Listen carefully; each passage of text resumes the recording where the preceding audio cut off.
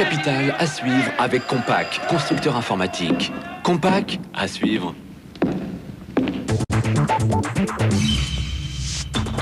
Octobre 1994, au Bangladesh, une chemise sort d'usine au prix de 8,50 francs. En France, on consomme de plus en plus de vêtements, de moins en moins chers. Bonsoir, Capital maintenant, c'est le dimanche soir à 20h50. Face aux films sur les autres chaînes, nous vous proposons un voyage au cœur d'univers qui vous sont proches. Et ce soir, pour la première, Fringues, le grand déballage. C'est la rentrée, vous venez peut-être d'acheter une robe, une veste, un pantalon, un costume, des vêtements pour vos enfants, des vêtements qui chaque année valent un peu moins cher. Eh bien, tous ces vêtements, on va vous montrer d'où ils viennent et comment on fait pour vous les vendre. Au cœur du sentier, à Paris, il y a les boutiques, mais aussi les arrière-boutiques, et vous verrez d'où viennent vos robes et à quel prix se fait la mode. 38 millions de paires de jeans achetées chaque année en France et une étiquette mythique, Levi's, la saga de la marque la plus vendue au monde. Mais attention, le mythe américain est aujourd'hui concurrencé par les cow-boys du Maghreb. Là-bas, on ne fait pas de cadeaux, mais Levi's résiste et vous verrez comment. Dans les magasins, il faut vendre. Des cabines d'essayage au tissu épais, une lumière étudiée, un fouillis organisé. Vous découvrirez ces 1000 petites recettes qui font le secret des vitrines. Des costumes 40% moins chers que dans les grands magasins parisiens et en plus, ils sont fabriqués en France. L'histoire d'un petit malin qui grille les circuits traditionnels. En période de crise, les soldes font recette. Promotion, rabais, liquidation, c'est à qui surenchérira le plus. Mais derrière les apparences se cachent des réalités différentes. Vous verrez l'envers des étiquettes. Sur les marchés, on fait souvent de bonnes affaires. Le circuit des forains nous entraînera chez les grossistes, là où finissent les produits d'importation et les invendus de l'industrie. Mais pour commencer cette émission, direction tout de suite le Bangladesh. Le Bangladesh, c'est un tout petit pays, 4 fois plus petit que la France, beaucoup plus peuplé. C'est à 10 heures d'avion de Paris. Là-bas, la main-d'œuvre n'est vraiment pas chère et en plus, on fait travailler les enfants très jeunes. Le Bangladesh, c'est notre premier fournisseur de chemises. Entre ces chemises et nous, des importateurs, Denis Boutelier et Yann Koatsaliou ont suivi l'un d'entre eux sur place pendant une semaine. En une semaine, il a acheté pour 9 millions de francs de marchandises.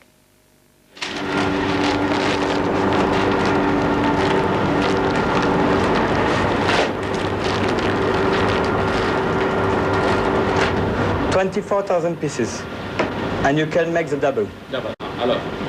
So it's 48,000 pieces. I want an assortment by the 4 colors. You know, we have to open all the tags again. Is it a problem for you? No problem. I don't problem. No, and you can have it. Give me your hand. Give me your hand. It's okay. Okay? And I take the other 24,000 pieces. And the LCA site. No credit for this.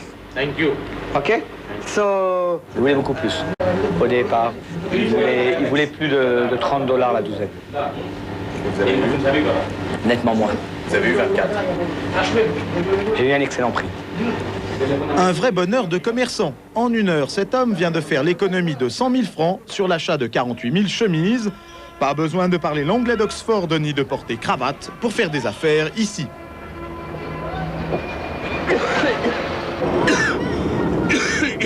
La clim, le vent, il m'a tué, il m'a assassiné. Jean-Jacques Guébali n'a que 29 ans, mais il gagne déjà 3 millions de francs par an. Son job, importer des chemises d'hommes bon marché, 65% polyester, 35% coton, du Bangladesh.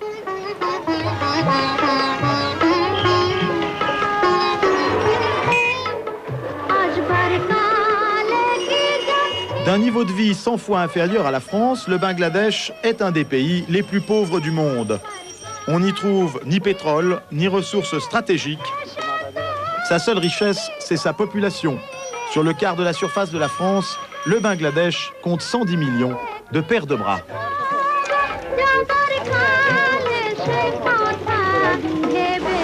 C'est cette main-d'œuvre abondante et bon marché que viennent chercher ici commerçants européens et américains du textile, spécialité du Bangladesh, la chemise.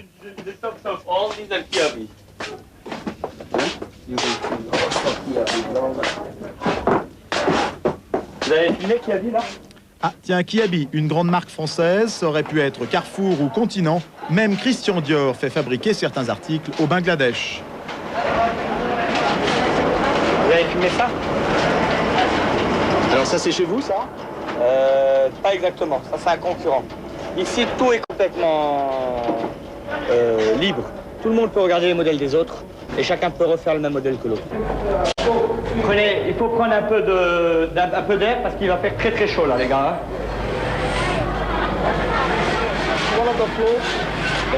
Dans les ateliers, il fait entre 35 et 40 degrés.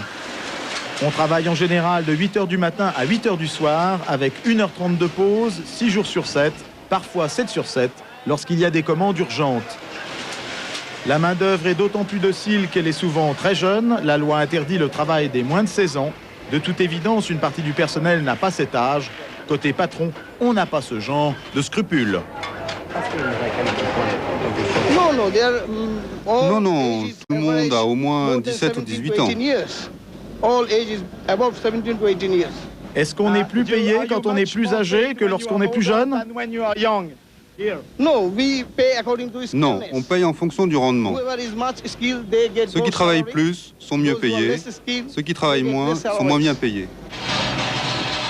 Ce qui intéresse les commanditaires français, c'est le résultat. Les salaires varient entre 120 et 350 francs par mois, soit environ 1,50 franc par chemise. Si on y ajoute entre 5 et 6 francs de tissu, acheté le plus souvent en Chine, la fabrication proprement dite revient à 6 ou 7 francs. Pour arriver aux 10 francs payés par l'importateur, il faut encore y ajouter 2 francs d'accessoires en carton et plastique. On les fait venir tout exprès de Hong Kong. Il faut qu'il y ait derrière le col quelque chose qui fasse remonter le col, qui ait bien cet emballage en plastique qui soit assez dur, que le polybag, même l'épaisseur de ce polybag soit important, qui est ce qu'on appelle une hand tag, ça veut dire le nom de la marque de la chemise, qui soit bien en relief. Ça, c'est fondamental. Et plus on en rajoute, plus on peut vendre une chemise chère. C'est-à-dire que chemise comme celle-ci, par exemple, qui a en plus une bande de présentation, peut se vendre plus cher qu'une chemise comme celle-ci. Même si c'est exactement la même et la même qualité. Exactement la même qualité. Et si on agrandit encore un peu plus le pliage, on arrive encore à de meilleurs résultats en vente.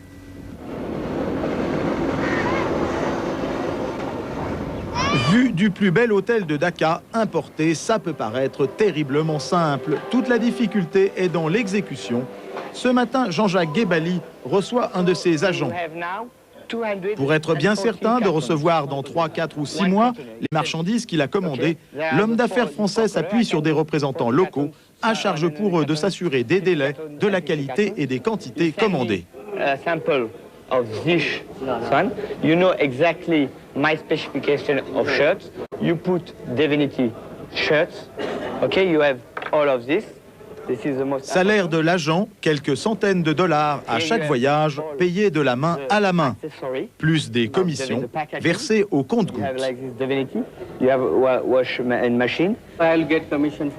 Moi, je suis payé à la commission par Monsieur Jean-Jacques. Il me dira combien il me donne une fois que l'opération sera terminée. Un agent, c'est surtout un poisson pilote et il en faut pour dénicher des affaires dans une ville de 10 millions d'habitants où fourmillent des centaines d'ateliers de confection. On vient essayer de trouver un stock qui est déjà existant d'un client qui a eu un problème avec eux, qui a refusé la marchandise. Donc on va essayer de l'acheter très très peu cher. Un stock de quoi? Un stock de chemises.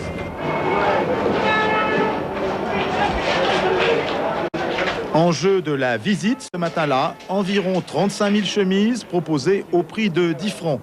Une fois dans le bureau du patron, notre homme est dans son élément.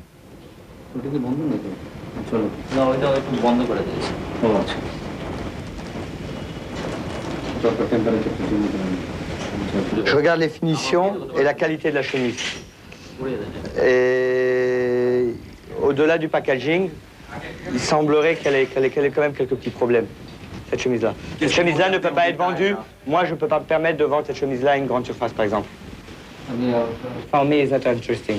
A shirt like this is not interesting. But if you propose me a good price, is a price photo, like this we can begin the business together, and I can give you a few orders, I'm agree. But you know, this cartoon are damaged, we have to change the cartoon also. He will change, inspect, piece by piece. He put butterfly here, he change new poly bag and give you fresh. I'll tell you something. If my partner is here, he stay exactly in your office between 15 and 20 seconds. He saw the shot and he go back. He finish. It doesn't interesting. Les ficelles sont grosses, mais l'industriel local n'a pas le choix. L'affaire se conclut à son prix de revient, 7,50 francs la chemise. À défaut des hypermarchés, la marchandise trouvera preneur pour les marchés. À ce prix-là, l'importateur fait une affaire en or. Il ne reste qu'à régler les détails pratiques. Your bank, the reference of your bank.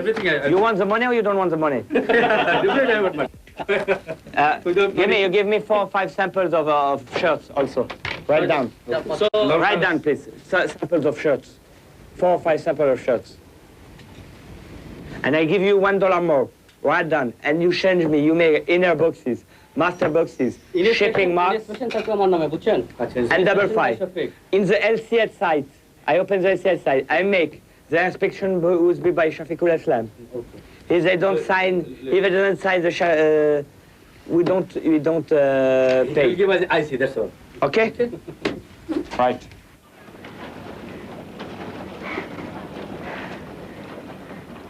Ici, le plus difficile, c'est bien de se faire comprendre. Pour eux, il n'y a jamais de problème. Vous leur demandez n'importe quoi, ils vous diront toujours oui. No problème, pas de problème. Vous demandez de faire un costume, ils vont vous dire oui, même s'ils n'en ont jamais fait. La seule chose, c'est de savoir quelles sont leurs limites de leur capacité et de bien juger ce qu'ils sont capables de faire et ce qu'ils ne sont pas capables de faire. Et ce qu'ils ont compris et ce qu'ils n'ont pas compris. Ils sont capables, ils sont capables de vous faire une chemise avec un côté manche long, un côté manche courte. Et après, ils vont vous dire pas de problème. Pour ne pas avoir ce genre de surprise, Jean-Jacques Guébali passe des heures avec ses fabricants. Dernière réunion ce jour-là dans le hall d'un grand hôtel et dernières instructions. Quelle étiquette va-t-on coller au dos de la chemise? Tous nos produits viennent d'Asie. Les gens nous connaissent pour ça. On a un excellent prix, on a une excellente qualité, mais nos produits viennent d'Asie. Donc nous nous différencions par nos marques. Soyons clairs, de Kiabi à Carrefour, en passant par les importateurs, toutes les chemises sont les mêmes. Côté étiquette, en revanche, c'est plus débridé. La loi n'oblige pas à mettre Made in Bangladesh. Chacun en profite. Toute l'astuce, c'est d'inventer les noms de marques qui font tilt. On fait référence à l'Italie parce qu'en général, les chemises italiennes sont connues pour être très belles. Donc on essaye de prendre des noms à connotation italienne. Alors Hudson & Follett, là, ça sonne anglais? Ça sonne anglais. Mais ça sonne parce qu'on ne peut pas faire que des marques italiennes. Hudson & Follett, c'est quand même une référence parce qu'on fait ça depuis 1921. On met aussi une date là-dessus. Pourquoi 21? Pourquoi pas 27? Pourquoi pas 35? Si j'avais mis 35, vous m'aurez dit pourquoi pas 35. Allez bien trouver quelque chose. En 4 jours, Jean-Jacques Guébali a commandé près de 9 millions de francs de chemises.